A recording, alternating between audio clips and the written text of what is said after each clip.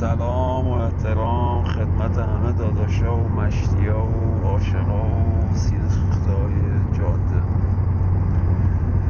خواستم بگم روی صحبتم با اون سری از دوستانیه که میگن تاونش هم قشنگه. خواستم بگم رفیق، تاوان نداری که بدونی تاوان یعنی چی. وقتی با این شرایط تونستی بشینی پشت فرمون، اونم تو جاده، اونم تو بدترین شرایط، اون موقع بیا بگو تاوانش هم قشنگه. خاک این جاده رو خوردیم.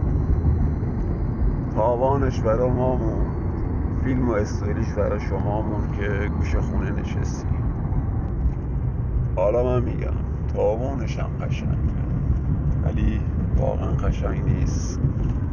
وقتی 3 سال با این شرایط نشستی پشت فرمون و بار زدی، مقرب تا